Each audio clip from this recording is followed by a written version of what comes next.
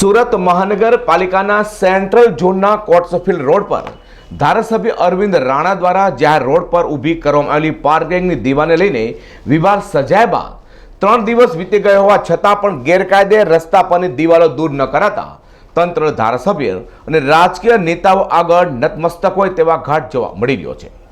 લોકોના રહેણાંક મકાનોનું ડિમોલિશન કરનારા સેન્ટ્રલ ઝોનના અધિકારી BR ભટ્ટ જાહેર રસ્તા પર ગેરકાયદે ઊભી કરવામાં આવેલી દિવાલ તોડવા કેમ ડરી રહ્યા છે તે સમજાતું નથી. કોટસફિલ્ડ રોડ પરના DKM હોસ્પિટલની બાજુના રોડ પર ગેરકાયદે કમ્પાઉન્ડ વોલનું નિર્માણ કરી સરકારી જમીન ઉપર કબજાનો પ્રયાસ કરાયો છે. ગેરકાયદે તાણી દબાયેલી કમ્પાઉન્ડ વોલના ડિમોલિશન માટે કાર્યવાહી શરૂ થતાં સ્થાનિક કોર્પોરેટરોએ તાત્કાલિક ડિમોલિશન ન થાય તે માટે ધમપછાડા શરૂ કર્યા હતા. તો સોમવારે સેન્ટ્રલ ઝોનને પોલીસ બંદોબસ્ત મળ્યો ન હતો.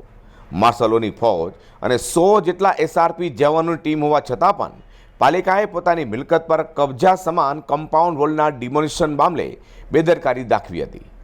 સામાન્ય વ્યક્તિના દબાણને તરત જ તોડી પાડવા તાત્કાલિક કાર્યવાહી શરૂ કરતી પાલિકાએ રાજકીય દબાવમાં પોલીસ બંદોબસ્ત ન મળ્યાનું બહાનું ધર્યું છે.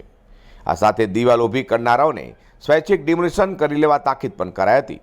ત્યારે હવે જોવું રહ્યું કે લોકોના મકાનોનું ડિમોલિશન કરનારા સેન્ટ્રલ ઝોનના આસિસ્ટન્ટ કમિશનર ગાયત્રીબેન જરીવાલા અને કાર્યપાલક ઇજનેર BR ભટ્ટ સહિતની ટીમ ધારાસભ્ય દ્વારા ઊભી કરવામાં આવેલા ગેરકાયદે દિવાલોનું ડિમોલિશન કરશે કે પછી રાજકીય દબાણમાં જ રહેશે તેવી ચર્ચાએ પણ શહેરમાં જોર પકડ્યું છે. સેન્ટ્રલ ઝોનમાં એવી પણ ચર્ચા ચાલતી હતી કે આસિસ્ટન્ટ કમિશનર ગાયત્રીબેન જરીવાલા અને કાર્યપાલક ઇજનેર BR ભટ્ટ દ્વારા રહેવા માટે બનાવાતા મકાનોમાં જો થોડું ઘણું પણ ગેરકાયદે બાંધકામ હોય તો તેને તોડી પાડે છે. પરંતુ રાજકીય લોકો દ્વારા કરાતા ગેરકાયદે દબાણ અને તેમાં પણ જાહેર રસ્તા પર કરેલા ગેરકાયદે બાંધકામને કેમ કાર્યપાલક ઇજનેર BR ભટ્ટ દૂર નથી કરતા તે સમજાતું નથી. ત્યાં સેન્ટ્રલ ઝોનમાં જ કાર્યપાલક ઇજનેર BR ભટ્ટને લઈને કર્મચારીઓમાં પણ હાલ ચર્ચા જોવા મળી હતી. અઝર કુર્સી સાથે પ્રકાશવાળા.